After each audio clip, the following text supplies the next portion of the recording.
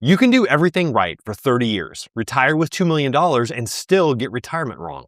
Not because you didn't save enough, but because no one ever taught you how to actually spend it. Here's what I see over and over with retirees at this level. They either spend too cautiously and reach 80, having never touched the life they built, or they spend with no structure and walk straight into tax problems and sequence risk that quietly drain security that they've worked for. Two opposite mistakes, same root cause. A pile of money and no plan for turning it into income. So in this video, I'm walking you through the exact 7-step spending plan that I build for retirees with $2 million or more. By the end, you'll know how to turn that number into predictable, tax-efficient income for the next 30 years, so you can stop guessing about your spending number and start living the retirement that you've actually saved for. If you're new here, I'm Cody Gunn. I'm a CFA charter holder and the founder of Arrowstone Wealth, where we help clients retire early by optimizing their portfolios and cutting their lifetime tax bill. And with that, let's get right into it. Before you touch a withdrawal rate or think about which account to draw from, you have to know what your actual spending is. And here's where most retirees go completely wrong. They start with a single annual number, $100,000, $120,000, $150,000, one figure that supposedly represents their whole life. That single number is the actual problem. It hides the most important distinction in your entire plan, the difference between the spending that has to happen and the spending that you'd like to have happen.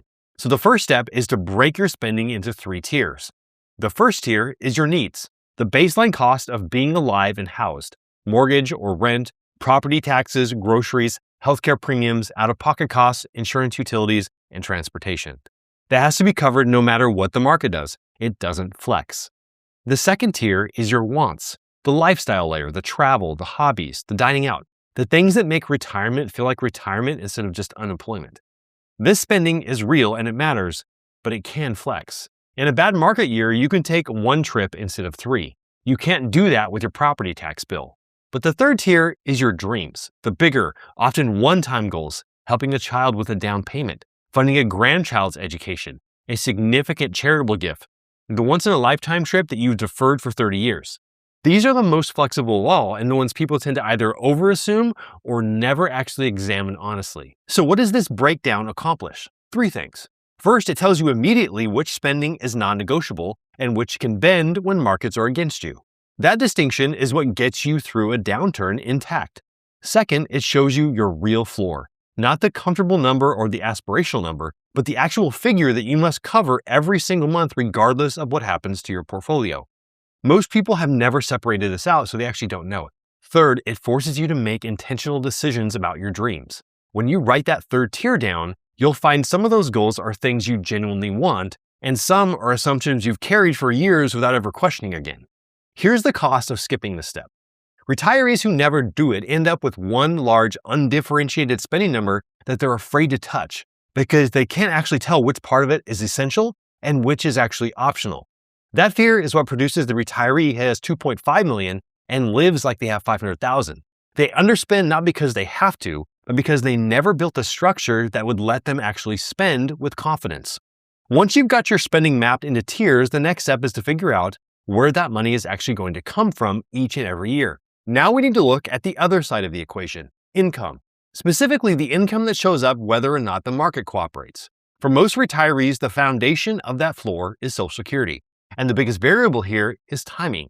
The decision to claim at 62 at full retirement age or at 70 dramatically changes how much guaranteed inflation-adjusted income that you're going to have for the rest of your life. This is one of the largest financial decisions that you are going to make in retirement. On top of Social Security, you add in any pension income, whether from a traditional employer pension or a guaranteed annuity that you own. It belongs in the floor because it doesn't depend on actual market performance. It will arrive regardless. You can also count rental income from real estate, but only if you're honest about it.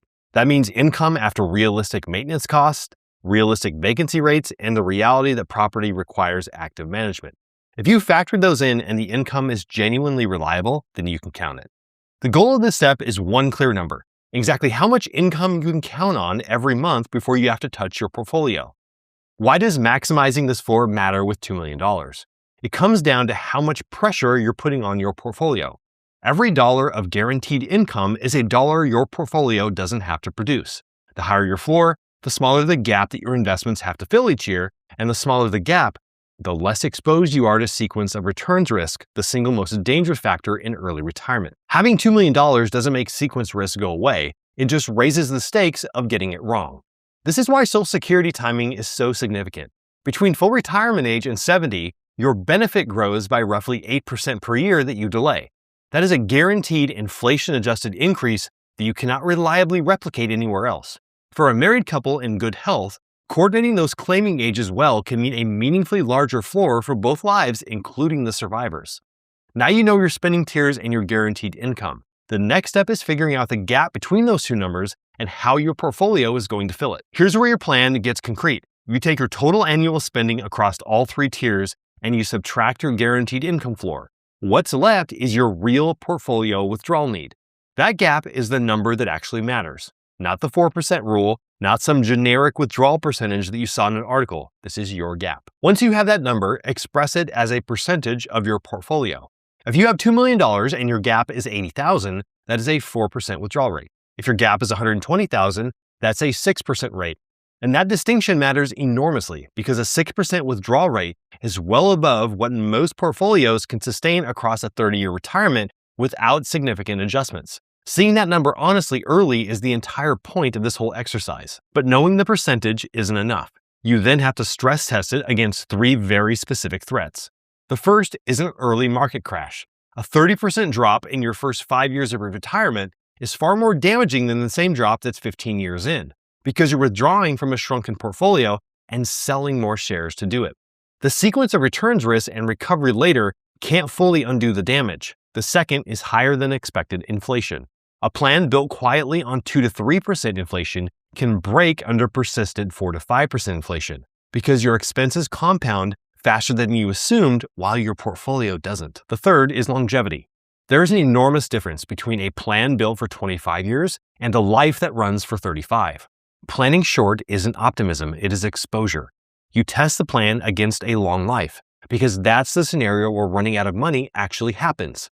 This step is where you find out whether your spending number will genuinely work, or whether you need to adjust your spending, work a little longer, or you need to rethink your withdrawal strategy before you lock anything in.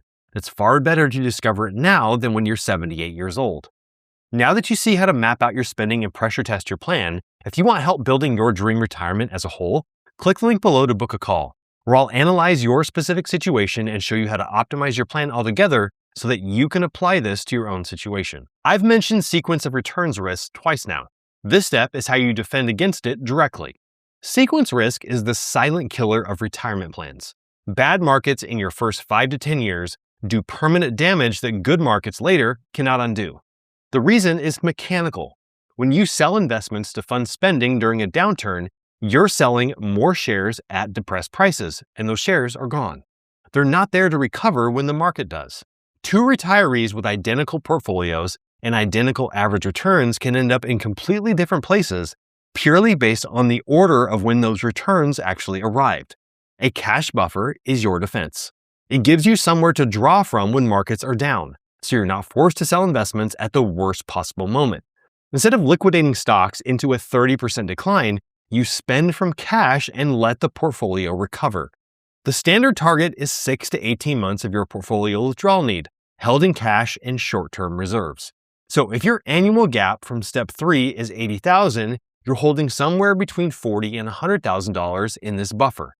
This single move can extend the life of your portfolio by years because it stops you from locking in losses during exactly when the periods when locking in losses is the most destructive. Where should that buffer sit?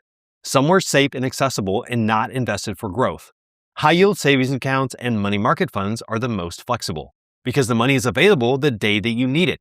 You can hold a portion in short-term treasury bills, which earn slightly more while still being liquid. The key mental shift. This money has a different job than the rest of your portfolio.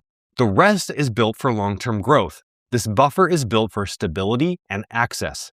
It is not supposed to keep up with your stock allocation, and you shouldn't be disappointed when it doesn't. Yes, there are real costs to holding cash, but it's real and small, and the protection that it provides during a genuinely bad market is worth far more than the modest return that you're actually giving up. You're buying the ability not to sell at the bottom, and that is one of the best trades available to a retiree. With the buffer in place, you're protected from sequence risk. The next step is figuring out how to actually pull money from your accounts in the right order. You know your gap, you have your buffer. Now, which account do you actually pull from each year? At $2 million and above, you almost certainly have money in several different types of accounts. And the order that you draw them down has a large effect on how much tax you pay over the next 30 years. The conventional advice is pretty straightforward. Spend taxable accounts first, then tax-deferred accounts like your 401k and IRA, then Roth last. It is simple, it's not crazy, but as a default, it often costs retirees a meaningful amount of money over a full retirement. The smarter approach can be a hybrid one. Instead of fully draining one account type before touching the next, you pull from multiple account types in the same year deliberately to keep your taxable income in the most efficient bracket possible. The goal is to manage your tax bracket on purpose rather than letting the account sequence dictate it for you.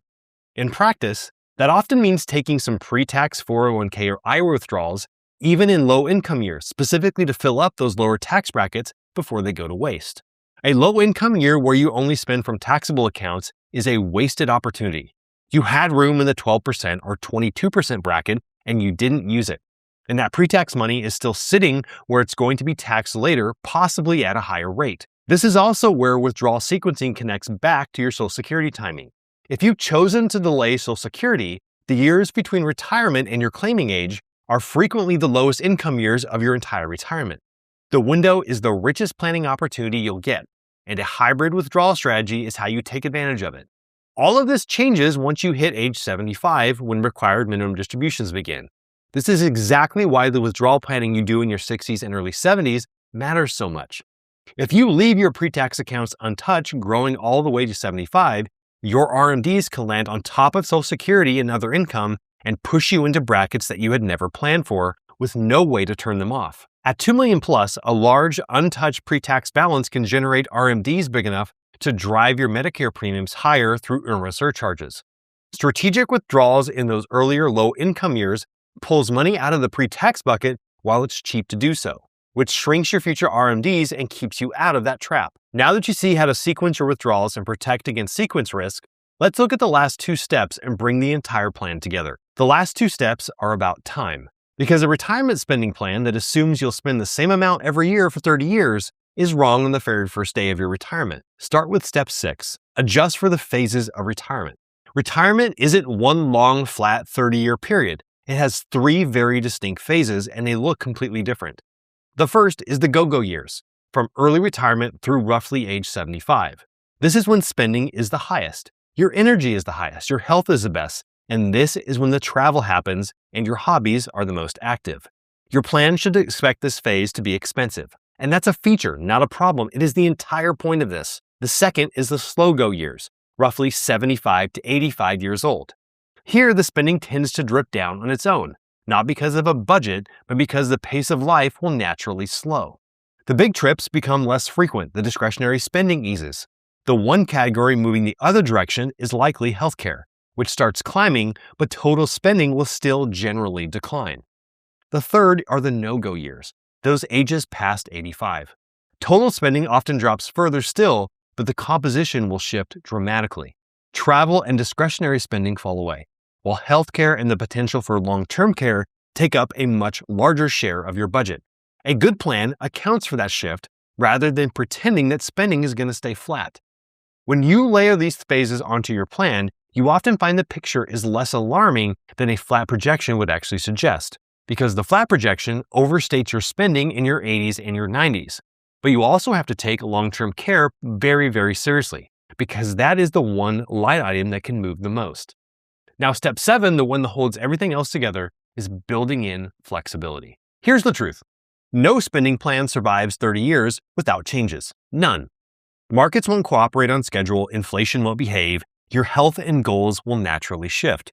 So the objective was never a perfect plan. It's a plan with enough structure to adapt without breaking.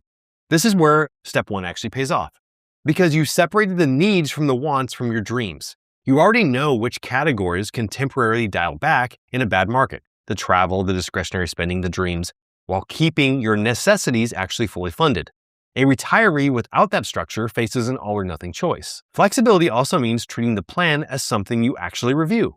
Once a year, you sit down and adjust based on what is actually happening: actual market performance, actual spending versus what you projected, actual changes in your life and your goals. You're not rigidly defending assumptions you made years ago, you're simply updating them. The retirees who do this well treat their spending plan as a living document.